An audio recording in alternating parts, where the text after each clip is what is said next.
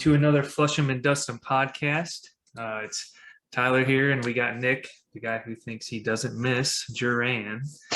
Had to get that in there. Only miss podcasts here and there. No, tonight we have on a special guest out of Utah, Jed. He is the owner of Windmill Farms Goldens. He's been breeding and training golden retrievers since 2005. And as everyone knows, I'm a huge golden fan. So we're super excited to have him on tonight to talk Goldens, to talk about his kennels, talk about training. So I'm really looking forward to this. But Jed, how about you introduce yourself? Yeah, you bet. Thanks for having me on, guys. So Jed Packer, I've been raising, training, breeding golden since 2005, and it's kind of interesting how we fell into this, but we really wanted to start out getting a family golden, and now I have 14 of them, and we love it, and it's a lot of fun. So yeah, it's been a real journey for us, and learning a lot along the way. Yeah. How long has it taken you to get to 14 Goldens? Since 2005. I had to talk to my wife into it as well, because when we started with this, she said you can have one dog. So almost 20 years later, we've convinced her that we can have a few more. But really the break in a lot of things for us was our land. We're using some of the farmland and getting access to the cattails and the rivers and things like that. That really broke it open for us, gave us a chance to work. I see on your page you got 800 acres that you can take advantage of. It's amazing. That's incredible. It is amazing. So the farmland, it borders some Utah Power and Light, some Rocky Mountain Power. So not only do we have the farmland and we work that, and we've got the pheasants and game birds and whatnot on that, but the Little Bear River just runs in a horseshoe all around the farmland, and it's great because we can go there, start, and then just work all of this amazing territory. Yeah, man, having that type of setup would be ideal, especially if you're running that many, have that many dogs that you got to work. And do you, so for your kennel, do you train? So let's say if someone wants to purchase one of your pups, do you have different levels of training that you'll take it to, or how does that work? Right now, I am training my own. Okay. So I work with a guy. He's a professional trainer. He actually has one of my dogs and went to Master National last year.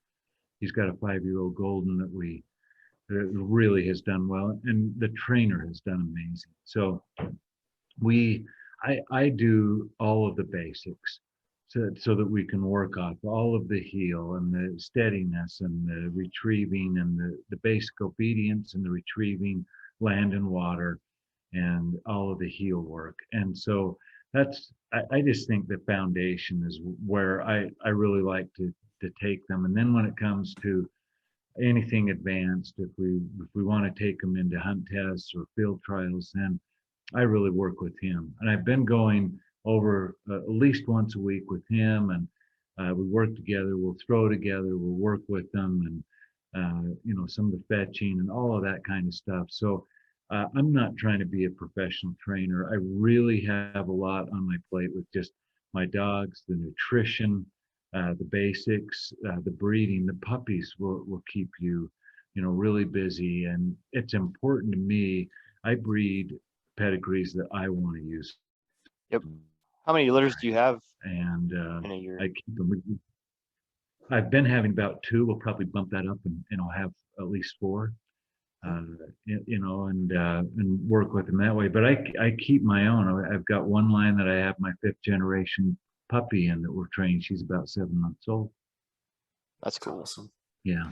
Kind of find what you like out of your breeds, and then pick the one that you feel is got the best of both worlds, and move it on up, and then just keep making the dog that you want better, essentially.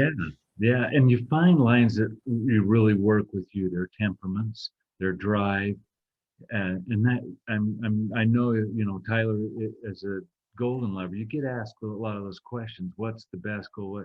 It kind of depends, right, on on what you're looking for, what you need it for. And when I started this, I went to a local guy, and he was a waterfowl guy. And I bought the dog, and she retrieved everything in the backyard. And I'm like, wow. So I grabbed her. We go out to the farm. I start hunting with my brother-in-laws, and she just gets it and just loves it. And she's finding birds. And when they keep inviting you back because of your dog, not because of you, but because of your dog, you've got something. And that's what really started it for us. I feel like that happens all the time to us out here. I Yeah. got land. You guys can come. Bring your dog. Oh, okay.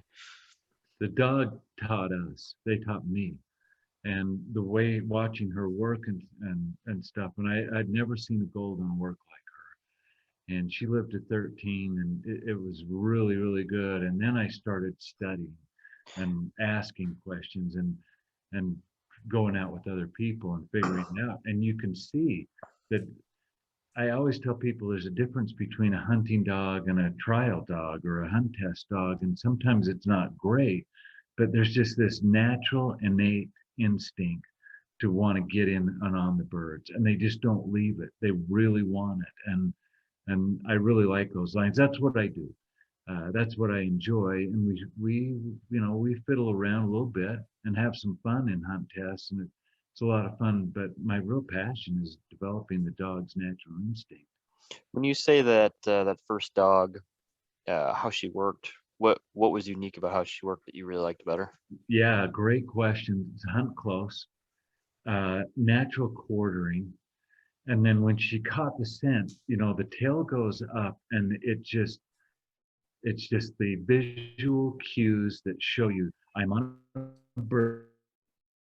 You better get your gun up and get ready, because I'm going to flush this for you, and don't miss. And because they're seeing them go up, and they're going to mark, and they're going to drop, and really good marking. And you can kind of teach some of that and get them used to it. And redundancy is great, but I think some dogs just show it naturally. Yeah. And when they'll mark, and then the wild pheasants, Nick, you can wing them, and they'll drop, and then they take off, and they'll Yeah. double Oh, yeah. back. And Oh yeah, we've been there. seen all this, but they're crafty. And, yeah, and then you lose them, and you're like, well, I know I folded that one up, right? And you get over there, and it's gone. And she would just take off after them, and then double back, and then run behind us. And you're asking yourself, where are you going? And then pretty soon she'd come wandering in, the bird in the mouth, and you're going, no way did you get that? And that was so much fun. Yeah, we've had I some fell in experiences love like with that. Yeah, yeah. You fall in love with stuff like that. When a good dog works, it's amazing. It is. What number of golden was that when you had that dog? That was our first one. First So I one. spoiled, right? Yeah, got And you hooked, dude. They Real always hooked. say you only get one dog. That's Yeah. that's your a dog of a lifetime. So you had it first, huh? Yeah, and I was spoiled. I'm like, wow, Goldens are all like this. This is great. I'm getting more, I'm going to stick with the Goldens. And, and we've had some that, the great thing about Goldens is they're really diverse. They can do dock diving, and they can do, your hunt tests and field trials, and they can do agility. There's something for everything in a Golden, or a great active family dog. But finding that special hunting dog, I found out I was spoiled, and I found out it's tougher than you think. So, Yeah. So you didn't breed that dog then, right? So then what'd you do after that dog passed away? What was your next step? I started breeding her, and we kept a female, and she was great. And then we lost her to cancer. And I Oh. started studying more about nutrition and golden health, and became more and more acquainted with some of the breed, the risks of the breed. And so I started studying, and it seems like the more you know, the less, it just like, oh, if you do this, then you get these results. And Dr. Google yeah, will it get doesn't you right work. it'll get you right in the mind. You won't know what the hell to think. So yeah, we started keeping them, and that's why I mentioned you get a good line, and we do some puppy testing and started trying to develop that a little bit, and you just try to mitigate some of your risk, and you kind of learn and see it in the puppies a little early on. It's not an exact science, but we can see things early on that we really like. Yeah. Nice. What are some of the health things that someone who's going to be looking into getting a golden that they should be maybe asking the breeder about or researching the line? And what are your nutrition tips on top of that that you Yeah, found helpful? yeah. We'll start with health a little bit, and Yep. it's really come together. When I started, I was sending blood samples to New York to get some of the genetic testing, and it was expensive. But And Not covered by insurance, I'm now you sure. just have so many really nice options that you can do genetically. There's a really nice panel. You can check for eyes, and a lot of those genetic things like ichthyosis and NCL came up a couple of years ago, and they have that. And so there's the genetic side. So when you're breeding, you really want to be aware of clear carriers and affecteds. And that's what I try and help people understand. So it's really important to get the genetic side. And then the health side, you've got all of the eye stuff in Goldens that you can get, just something simple like cataracts and all of that. But then you've got the more serious stuff like NCL and cancer. Epilepsy is a big one. I don't see it here, but some of my friends over across the pond in the European the European countries, epilepsy is a big deal for them. And when I talk to them, or we'll do some Skype calls or WhatsApp, and say, I've never had epilepsy in any of my lines. I just don't see it that much. I'm like, wow, we see a lot. So, we share some good things here, and they share some good things there. They don't see a lot of eye stuff like we do. So, that's why I've got the imports. I want to improve on some of that, and we can talk about that in a minute. But the cancer, the lymphomas, some of those, and what's great is canine data, Tyler. If people are honest and put their stuff on there, so that we can see, because things pop up, and then there's some consistency things too. So we look for some of those things and try and work through it. nice. Yeah. So you just mentioned how you have connections or friends in the European countries. So I believe I looked at your site, and do you have 2 dogs currently that are from the UK? A male and a female, maybe? I've got I'm imported semen, and if you're on my website, you'll see that I really do like to store frozen semen from great lines. Yeah. It's such an amazing way to be able to keep that and store that, and then use that at a later time. You can't do that with the females, but you can with the males. And we've got better techniques of collecting and storing semen. And it's a really good, I have a good veterinary friend he's actually an equine veterinarian, and he's really helped me understand a lot of this better. And so I've imported semen from the UK, worked with great people over there, and then imported a dog. And so some of the differences, these are all filled Goldens, and they work them, but they hunt differently. So our dogs here, we send them out, they quarter, they work, they flush, we shoot, they bring it back.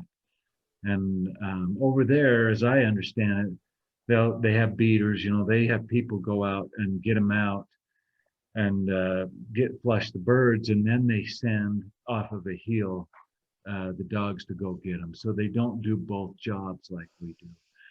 Okay.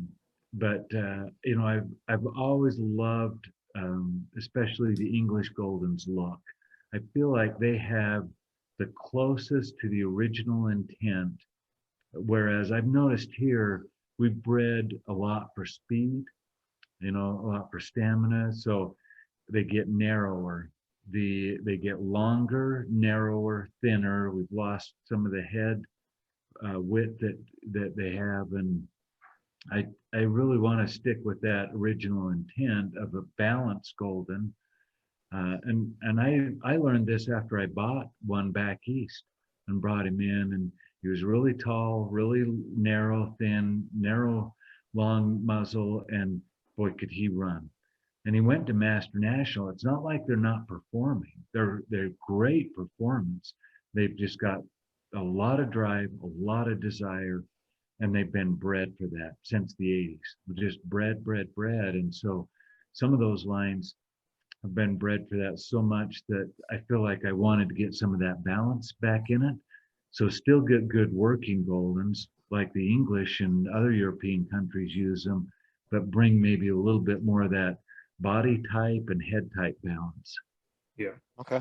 Have you noticed, have they noticed anything with having maybe the longer Goldens or even the bigger Goldens, hip issues or joint issues? Have those been a concern at all, or have you not seen much of that with the larger Goldens? I try and stay between the 50 and about 75 pound range. It's a good weight. And even the two that I have two females, the two that I have from the UK, and one's about 65 pounds, one's about 55 pounds. So they're not big.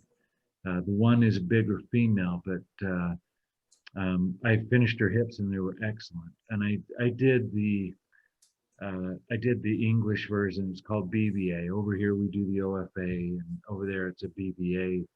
And I did that and sent the radiographs over there and had them scanned, and she was excellent. And so I'm not seeing that, but Nick, you asked a little earlier about nutrition, and that's the last, about 4 years for me has really been in reading abstracts, white papers, anything from veterinarians that I can read about development. UC Davis had an article a while ago about some of that, and so I try and read something every week. And I found an article not too long ago and shared it on my Facebook page about they took 5 beagles and they ran them on a treadmill, and they did that for the first year of their life, and then they studied their elbows and hips, and they were trying to determine if exercise was what role that played, excessive exercise in the development, skeletal and stuff. And it was a really interesting article, but they found that it didn't damage things, but it helped develop things. So I read a lot about that, try and apply the nutrition, and then get good, appropriate exercise. And it's worked really well for us. We've got a lot of excellent hips and good elbows. Can I ask what you feed your dogs? What's your dog food? I use a combination of a 30-20 mix. So it's higher protein when they're younger, but I also include, I do some raw with that. So I do chicken hearts, chicken livers, beef liver, and we've got a couple of great places, a processing plant here that we use, and we go get some of this stuff at a really good price. And I use cooked eggs, a lot of omega-3. So I'll use fish oil. I get it off of Amazon, buy it out of Alaska, and bring it down and buy it by the gallon or more. And so I'll mix some of that stuff in, and then some fresh stuff. I'll dice up carrots and apples and sprinkle in there, and plain yogurt. I've learned a lot recently about the GI tract and balancing some of the probiotics and all of that with dogs and keeping some of that balance. And so I add things to dry kibble, and I found it works pretty well for us. Your dogs probably eat better than you do. They really do, but it's at a great price, right? It's you can get a lot of that stuff for about $1 a pound, maybe $1.30 a pound, and then I can just feed it, and it's worked well, and I like it. So yeah. Nice. Yeah, we had a dog food brand on here, The Scoop, on a podcast, and for like dog treats, they would give an apple or a carrot, or that was their treat. They would actually give treats. So it's interesting to hear that perspective of it. Yeah. Yeah. Is there any difference between, I think you said BBA and the OFA compared to what the UK tests for and what the United States tests for? Yeah, there is, and I've seen some differences.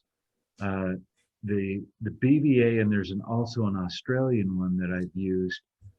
There's some veterinarians that you can send your radiographs to, and they're great. They turn it around quickly, and they'll do elbow and hip examinations. And it's a certified, board certified orthopedic veterinarian, and so there's a standard there. But sometimes if we're in a crunch and we do a prelim and we want to see, I'll see it. But when I've shipped those off internationally, there's a lot more detail. They send you back about 3 or 4 pages of analytics on and some criteria. And I don't know it well enough to speak to it, but I've read it and then gone on their website and read what things mean. And they just look for the lateral spacing in the elbows and in the hips, and they do some measurements. I think with the OFA, if I understand correctly, they'll do one orthopedic veterinarian will look at a prelim, and then 3 will look at a final. So you'll get an assessment. And I always wondered, why internationally they do final hips and elbows at 1, and we wait for 2 years. So we can't get finals until 2 years, but internationally they'll finish them up and you're done at 1. So, it begs the question, is there anything between 1 and 2 that changes that much? And I don't know all of that, but I think internationally they're a little more strict. Yeah. I've seen that. So I just surprised that they only, even with like food, it seems like they're a little stricter, human food. It's surprised that they release them at 1 and not 2, and we're the ones that are a little more strict on the 2 years old. yeah. It's kind of interesting. So you've been in your kennel for since 2005. It's obviously grown. Tyler's grooming you for his next dog. You know that, right? Hey, there's one reason I brought him on the podcast. I need to learn about his dogs. You need a good hunting dog, Tyler. Oh, these are the 2 that I have. It's a picture. I don't know if you can see them. Yeah. Oh, very. She looks a little doty in that picture, but Takes after a master. yeah. Goldens, they drop their ears. And Yeah. No, yeah. I mean, obviously, that's one of the reasons I wanted to bring you on, because I was super curious about your dogs and wanted to learn more. But so you transitioned to full time at the kennel, I believe this year, correct? I did, right? I finished everything up, and I've worked at corporate America. I traveled internationally. I was in, and we did environmental monitoring. So I went around, mainly I worked in Asia and South America, but I traveled the world a lot, and we did a lot of environmental monitoring for governments. I spent some time in the Middle East working over there, and I've been out there, and I did my thing and had a lot of fun, and I kind of come home and I just wanted to enjoy. And this was really my passion. I always enjoyed it. I was just like you, Tyler. I had a couple dogs, and then I went to 3. And my wife's like, "What are you doing?" I said, "I just need another one. I just need," and I love them. I love to see them work. And and then we grew and built the kennel. I built a facility that I can work in during the winter. It gets pretty cold up here. Yeah. And so we got the floor heated and got some heating in there, and something I could put them on a platform, work with them, and still enjoy them. And they're here at the house, and I've got some things out there, and family helps, and it was a great transition. So I did my thing, and now I'm back, and I'm doing what I love. There you go. Well, that's all you can ask for. You can't beat that. Yeah. What's the process to get semen or sperm from the UK or a dog from the UK? Well, it was hard internationally because not everybody over there really likes what the U.S. is, not anyone in particular, but the direction the U.S. field golden has gone. And I described, some of those things to you. In addition, you know, they have a different set of problems. I've talked with people from Germany, from Sweden, from the UK, and international, and there's issues there too. And their COIs, their coefficients of inbreeding, are high. They have a really small gene pool over there. We don't have that problem, as much of a problem. Some of our studs are really used, but they're great studs, and then you can out crossbreed. But some of what our breeders have done is done a lot of line breeding. And so they've crept up the COIs, and the result of that is some of the cancers they get concerned about. When Jackie Mertens, who is great, she knows Goldens, and she brought Holway Barty over here, and he's in every field line that we have, all of my lines. I'm sure Tyler has him in his lines, but when she brought him over from the UK, he was used a lot, and he did great in the field. So, some of those things we just have to be cognizant of and work around. But I think to really answer your question, Nick, you need to talk to people over there, get on a good forum, and just ask, and then connect with somebody, get a relationship with them, and ship it over. And I worked with Sarah; she was awesome. I told her what I wanted to do, why I was doing it, and what my plan was. And I have a pup from that breeding, and she's really good. I've been working with her. She's at the junior level already, and she's doing great.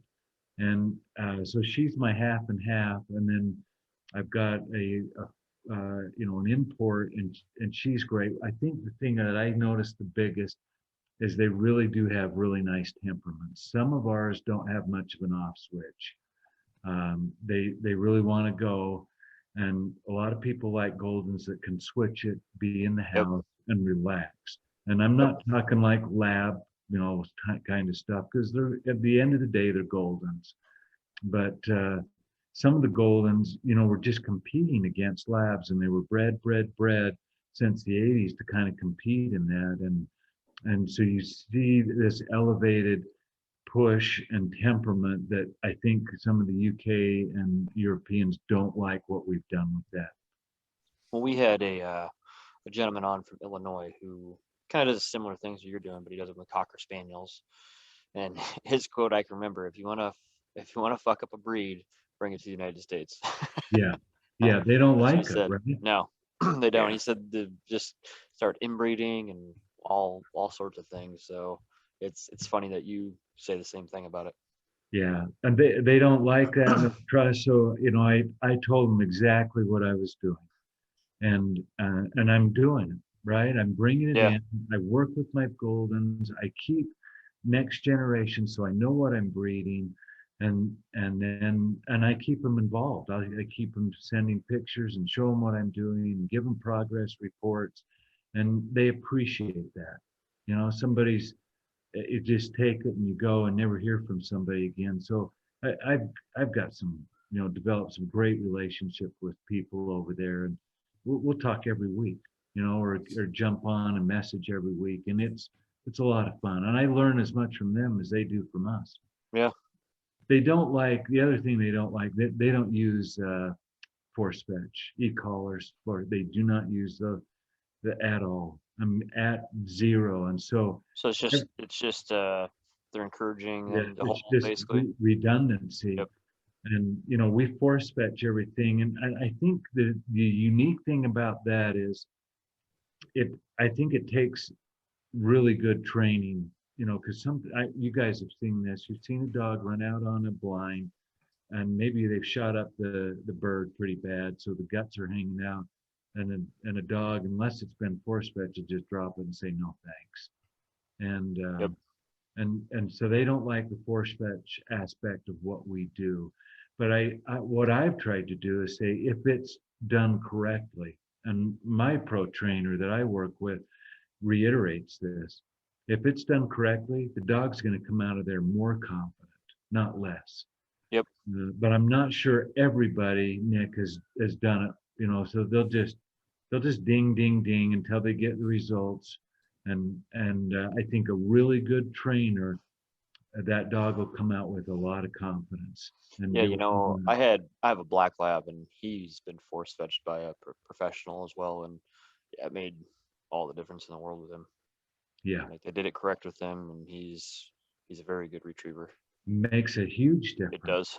Yeah, It does. And then just to have him know, like, it also teaches them to bring the bird back to you. They might know here and stuff, but they get a little possessive of that bird at times. yeah, And I feel like once you force fetch them, they're like, okay, I gotta go to you now. yeah. So that's what I've noticed with it. I'm sure everybody has different experiences. Yeah, there's a balance there, and there's some that ask me questions about it, and I try and educate there, but I think that's what they least like about us, and take on a dog, and how is it going to be temperament wise? Because I've noticed a lot of dogs over there, and a lot more here, but they live right in the house or with them. They're constantly their temperaments are really, really important for them. Yep. Is the imported one Toffee? Yeah, How do you say her actual name? Salvia Dorada. It's Italian. So her dad comes out of a kennel in Italy, and he's over there. The equivalent of field trial championship is called the IGL, and her father has been there twice, and he was Gun's choice the first year, youngest ever. Second year, he finished top 5, and he's done that the last 2 years. So I got her as a pup before Dad had really become so famous, and he has done remarkable. So he's doing all this in Labs Gold. It's open. It's an open.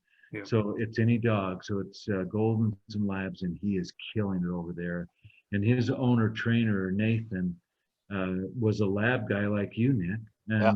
we converted him, and he loves the dog, and he's done really well with him, and he lives in the UK, and it's kind of fun to watch and see a golden do that well. Yep. It's really proof that there can be a balance if good training and redundancy can produce this results without a lot of e-collar work and force fetch work. It's kind of a testament that if you can work with the dog naturally and let him learn and grow in confidence, and then if you need to work on a couple of problems, you've got that option. Yep. But I think that's what I've taken away from my UK and European friends, is that there is a real balance, that if you will be patient with the dog and work, and sometimes it's just a factory, right?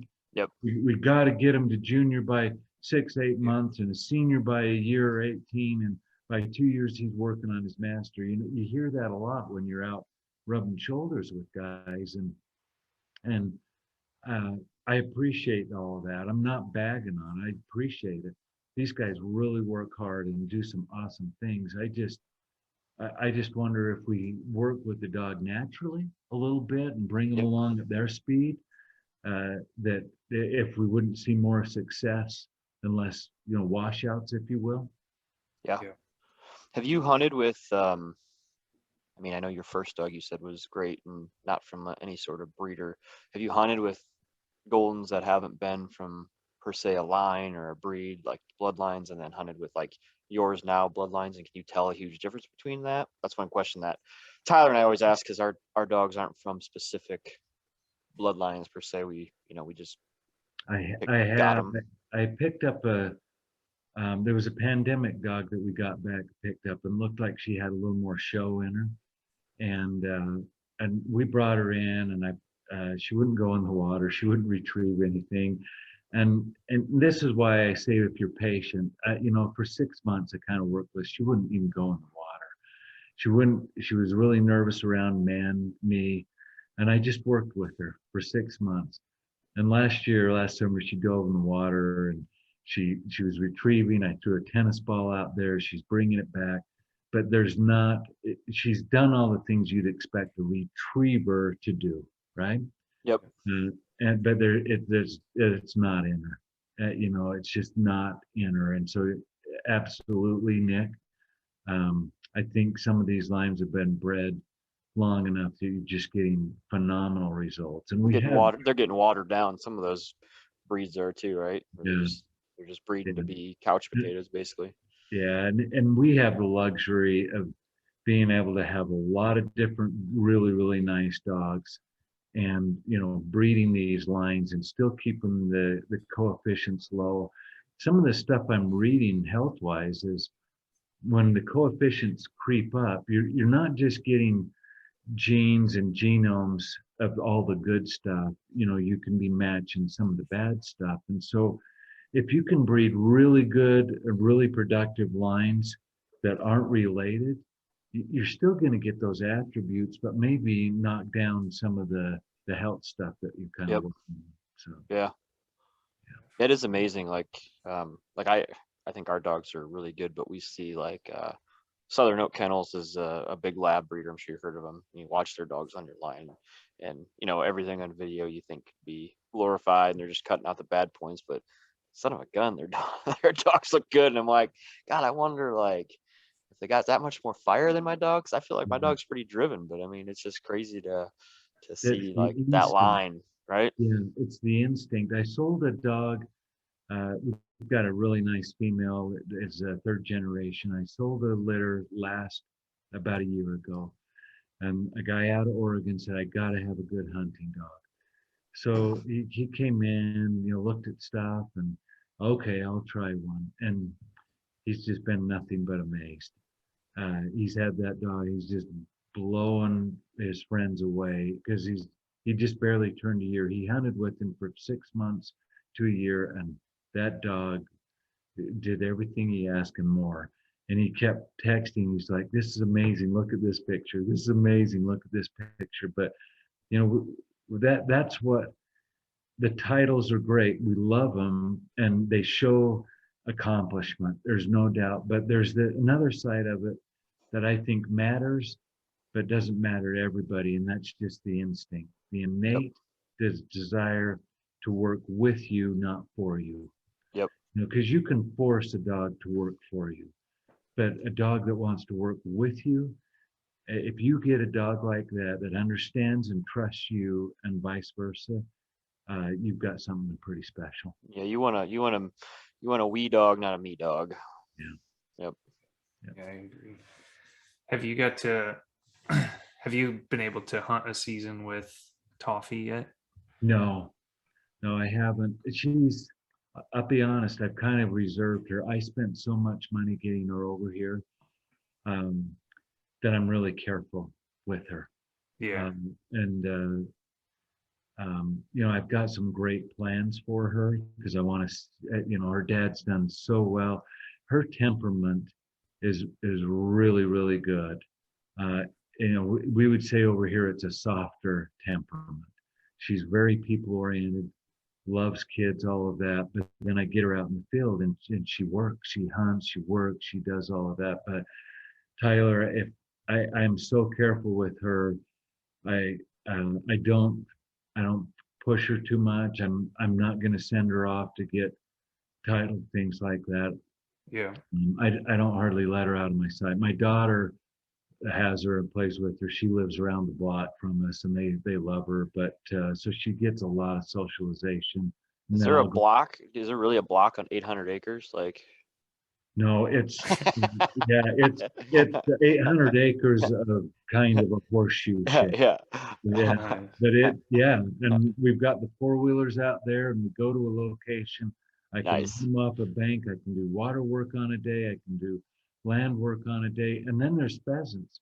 So this morning out there, I drove by and I did a double take, but I think there were about 70 wild turkeys out there. I hadn't seen that many. And they're just all over the place. And I get up in the morning, it starts early, and all you hear is crowing pheasants. So every day with me, they're in the tules, they're in the water, and they're flushing something. There's ducks galore. We have hundreds of ducks on the ponds, but the dogs get so much exposure to what they'll do. The only difference is I have a gun on the opening day, and so they get a lot of experience. We are really careful in some areas when they're laying and all of that. We try and be really respectful of that. So, Yeah. but the dogs are always on a scent. Oh, every day they're scenting something. What size is Toffee? What size? Yeah, how much she weigh? 65 pounds. She's longer in the back. She's a beautiful head, really tight coat, tight finish, not a lot of feathering. And she's got a nice broad shoulder, a really nice neck, broad shoulder. Her top line is beautiful. And she's all field dog. So she kind of looks like she has some, maybe some show breeding, but she doesn't. And she comes out of, there's a kennel over there called Gold in the UK that I really liked, and they've done a good job. They've done some great breeding, and you see it in it. But she's pretty special, just Yeah. because of her genetics. And I bought her out of Wales, and Landloyd was the name of the breeder over there, and she's phenomenal. She really does her homework.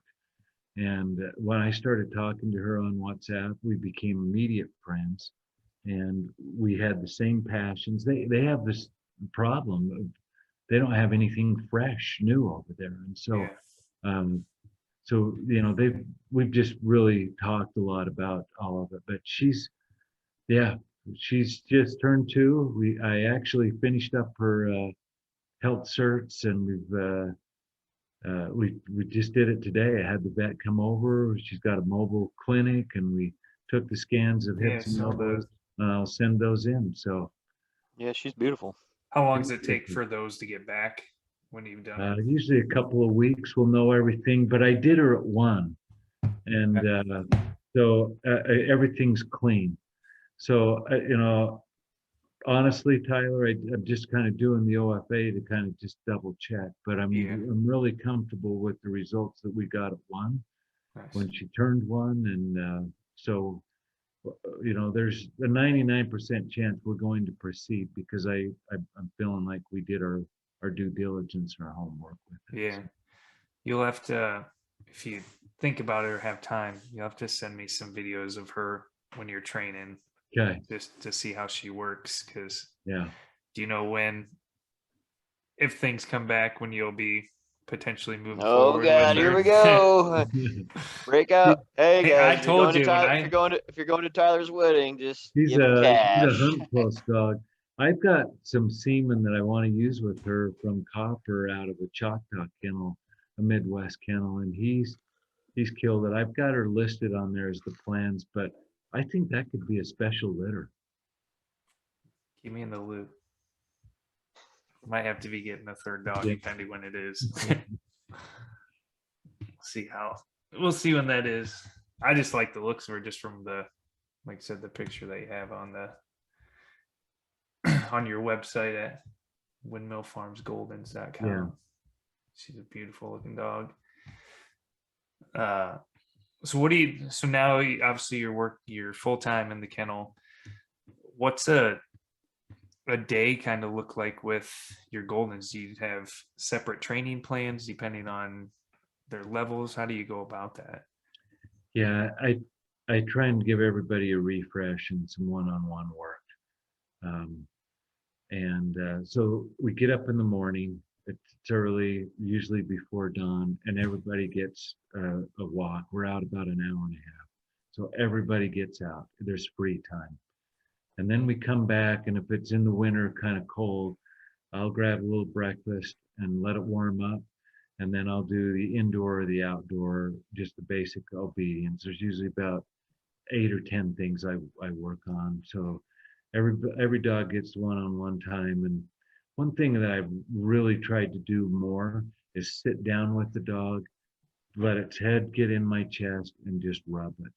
Just let them, they get time here, and we've got some grandkids that play with them, and they get all of that interaction. But I have found when I develop that trust with them, it's they train better. Yep. And so, I have a few dogs, but one-on-one time is important for us. And I'll bring them home. They'll spend time here. They'll spend time out there.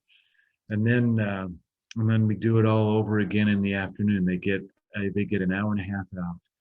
And it's really been, the pack mentality is really amazing. It's something that because I walk them in a pack. And I use whistle commands to tell them what I want to do. If they're out too far, they're doing something. And then I use one-on-one time to reinforce the things I want done there.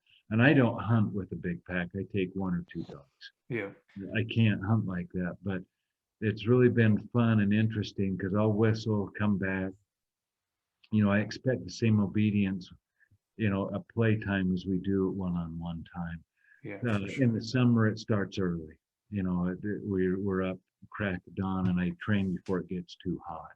Yeah. And then in the afternoon, it's water time. We have fun water time. They can just get out and play, and I'll throw bumpers and do things like that. I lost a dog to heat exhaustion 2 years ago. I messed up, and it was a 100-degree day, and I feel sick about it. But I'm really, really careful. Some, like you said, Nick, sometimes they don't want to quit because you don't let them quit or allow it. And he staggered back, and we lost him. He was a 4-year-old male. He had his senior title on him. We'd worked hard with him, and he was great. Everybody loved him. And I didn't pay attention to the signs or shut it down quick enough. And I feel awful about it. So we're careful in the summer from about noon on. We're really careful. Yeah, I had my last black lab before Diesel. I hunted him early and on a pheasant farm, and he just kind of warming up, before season, and he hunted. He was like 12, but ever since then, I think I overheated him, and he couldn't run, he couldn't stand outside. He was just, I think I gave him heat exhaustion of some sorts, but he didn't die till 3 years later. But he was changed after that hunt. Different dog. Yeah, he was completely different, and he was older. So I mean, I should have, I was younger, so it was like, oh, he seems fine, he's still hunting, but yeah, no. Are the dogs that you have that you're working? You said that you use whistle training. Are you also using collars on them, or are you just mainly whistle? So I don't. I do all the basics without collars, and then Dallin takes it from there, and he'll take and do the reinforcement work for me. He's just good at it, and I like his technique. And he's learned under some good pros, and I'm just pleased to work with him. So I get him to a level and say, "Here, will you help finish me?" And I'll go over and work with him hand in hand. But I just, I like how he does it. And I can take the dog over and bring it back, or I can leave it for a while. And we just live close, and we've got good options there. So nice. That works well for me, because I don't want to go through all that other stuff. And I think when they're not your dogs, you're more patient. Sometimes you're like, oh, I want this dog to do this, and it's easy to get impatient. I think the effectiveness of being a good owner and trainer is just your patient level. But a trainer, you can take it to him, and he's going to just take it, and he's patient with him, because his agenda isn't hurry, hurry, hurry. It's just, let's take it at this dog's pace. Yep. Yeah. As a breeder, do you have, if someone contacts you for a dog, do you have certain requirements that person has to meet, or do you kind of tell them, hey,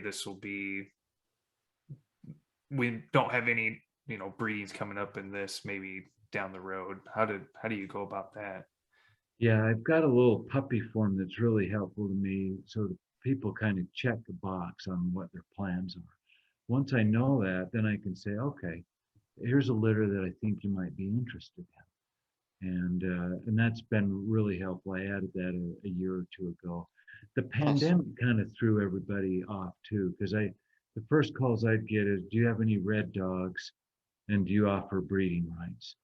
And it just, when I get asked those questions, color is, you know, there's some misconceptions out there about color, that dark Goldens are better hunters than light ones, and there's just no genetic proof of that.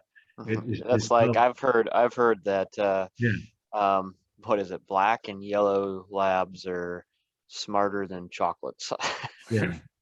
mean, It's just Goldens range in the color spectrum. So that that's one of the things I try and educate people on. It's about the breeding, Tyler, which is what you brought up, or Nick before. Yep. It's about the breeding. If you're getting good genetics in there, you're going to be happy. And I have, everything from medium, a little lighter, all the way to dark.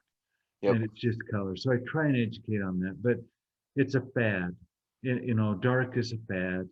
And I really, that's like, I ask questions, does health matter to you? Does breeding matter to you? No, I just want a red one. And then I've told people, I'm probably not the breeder for you. Yeah.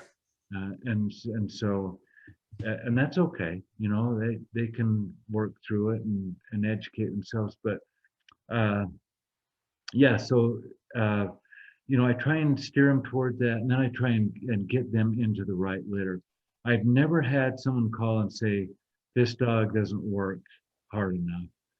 But I have had people call and say, this dog has more energy than I thought it would. And, over the years, I've just tried to get the right litter into the right hands. And that's what a good breeder, I think, does. They do all that work. And you ask about the day, Tyler, then there's all of the emails, the telephone calls, Yeah. the Instagram, the Facebook, the pictures, podcasts. the God. podcast, and it's full time.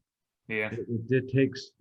I work longer days now than I did when I had my regular job. So, but I love it, and so there's all of that and answering. For the most part, people are great, and sometimes I just say, I don't think I have the right Golden for you. Well, what does that mean? It just means that with your usage and our breeding, you may not be happy with that. And Yep. they just think a Golden's a Golden. And I think, Nick, you asked earlier, they're not. There are some distinct differences. Yep. I agree with that.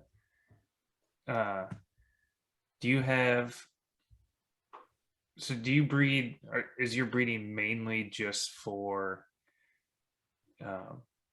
hunting or working lines? So, mainly. Yeah, I've got a guy running one, dock diving. He's in Wisconsin, and they're doing really great.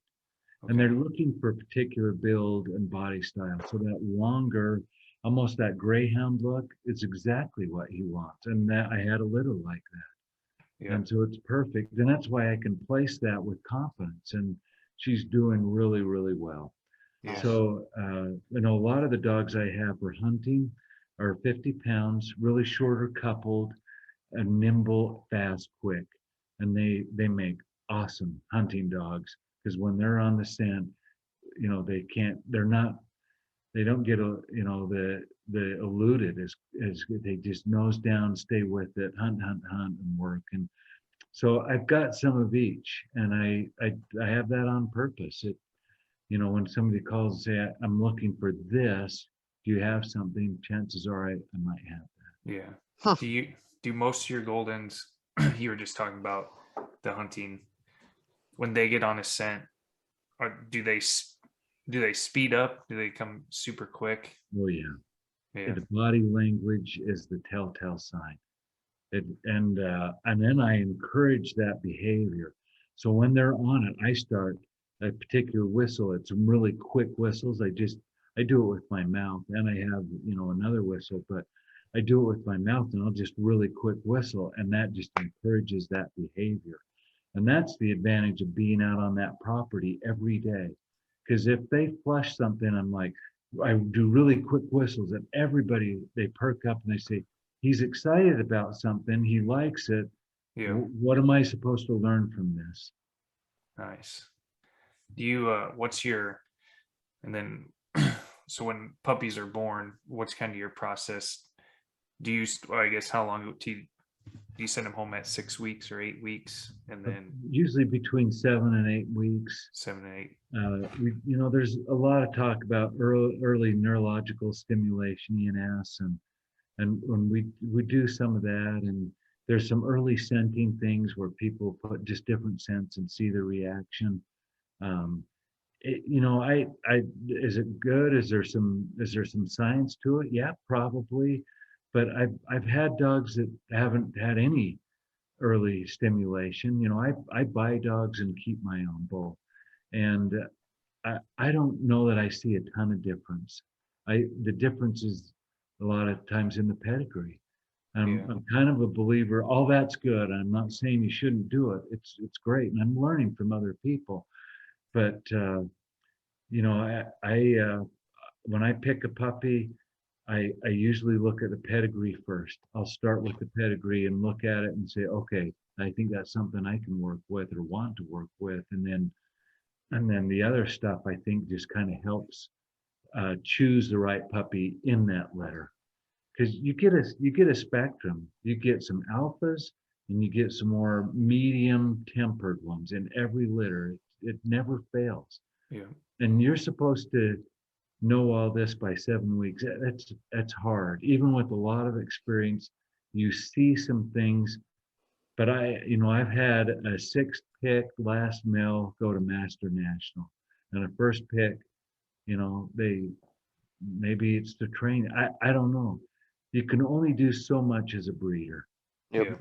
So much of it is training, and how do you train and develop? And I mean, you're going to have that dog 2 years and a lifetime, and I had it for 7 weeks. So, really try and help people and educate them on how to bring them up and bring them along. Yeah, for sure. That's great. Well, Jed, we appreciate you coming on the podcast. We like to keep them about an hour long, so that way it doesn't drag on. But that was a lot of great information. Like I said, I'll be in contact with you. Obviously, got my eyes on a couple of them. So please do. Yeah. But we'll always talk. Well, I don't know if you're going to approve him. You got to look at his accuracy on his shots. The dog you saw might not get any birds. I go with guys that hit the birds, so I don't have to worry about hitting them. Oh. Nick, if we can convert you down the road, we'd love to have you on board. Oh, y'all darn it. I'll keep you in mind. All right. Thanks. Awesome. Yep. Well, Jed, we appreciate it. Again, everybody check out Windmill Farms Goldens online, Instagram, Facebook, and we'll be in contact. Okay. Thanks, Thanks Jed. guys. Have a great night. Talk to you later.